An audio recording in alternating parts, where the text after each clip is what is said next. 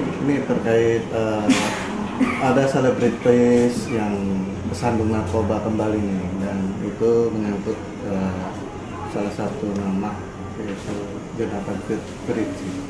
Nah, adanya kasus ini menyikapinya seperti apa sih sebagai praktisi hukum? Iya, bukan satu hal yang luar biasa ya kalau kita lihat ya, karena memang sudah banyak sekali ya artis-artis atau public figure maupun juga pejabat pun juga ada oknum-oknumnya yang melakukan tindakan-tindakan artinya menggunakan obat-obatan atau ya jenis narkoba yang tentunya dilarang oleh pemerintah. Nah sekarang kita lihat di sini ada JF yang kemarin tertangkap kasus serupa, yaitu menggunakan obat ya di luar ketentuan, artinya tidak boleh dipergunakan secara umum. Gitu.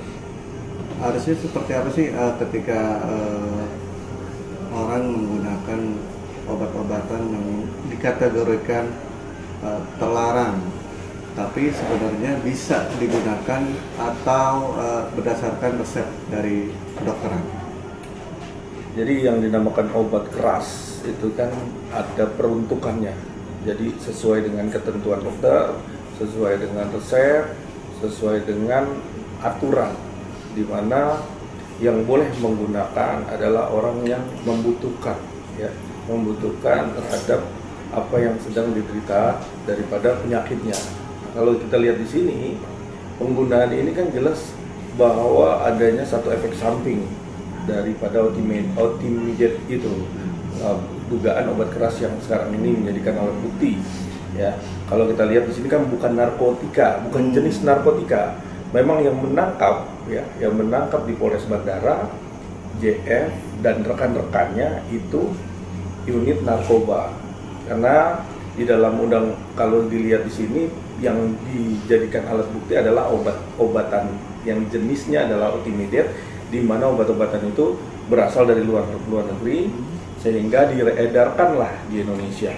Sehingga setelah terjadinya satu jaringan, ya, jaringan percakapan, terus adanya satu jual beli, nah di situ pihak kepolisian mengetahui dan akhirnya mengamankan pihak-pihak yang berkaitan, di mana dikenakan pasal 435 junto, ya, pasal 436 subsidiar ayat 2 Undang-Undang Nomor 17 Tahun 2023 Undang-Undang Kesehatan, di mana ancaman hukumannya sampai dengan 15 tahun penjara atau denda 5 miliar rupiah.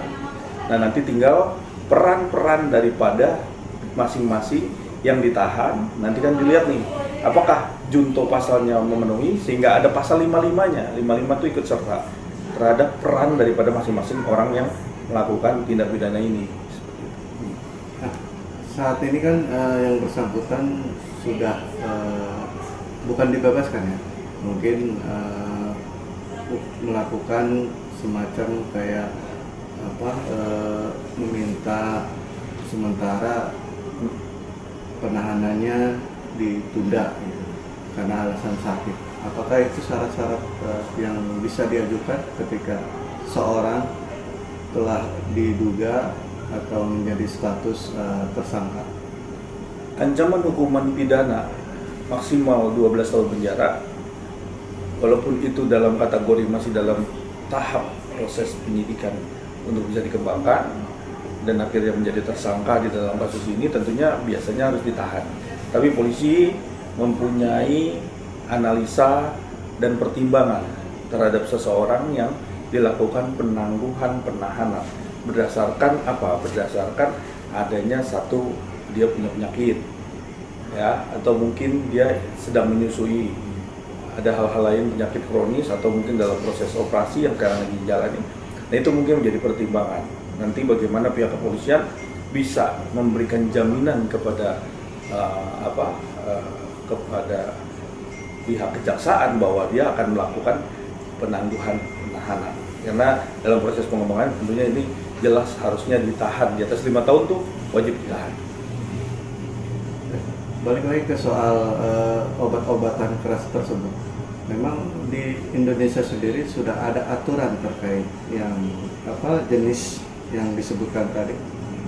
Ya, obat jenis Otimidate ini adalah jenis obat yang memberikan efek ngantuk, terus tekanan darah rendah, dan ada efek-efek lain, sehingga ini menyebabkan seorang ini menjadi